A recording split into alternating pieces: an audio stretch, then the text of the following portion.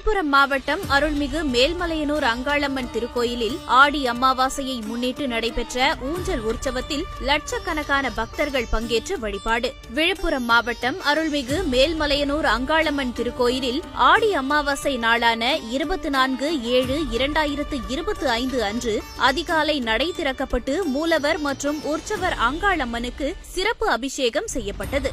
இரவு வடக்கு வாயில் வழியாக உற்சவர் அங்காளம்மன் நாகபூஷணி அலங்காரத்தில் பூசாரிகள் தோளில் சுமந்து வந்து ஊஞ்சல் மண்டபத்தில் அமர வைத்து தாலாட்டு பாடல்கள் பாடப்பட்டன.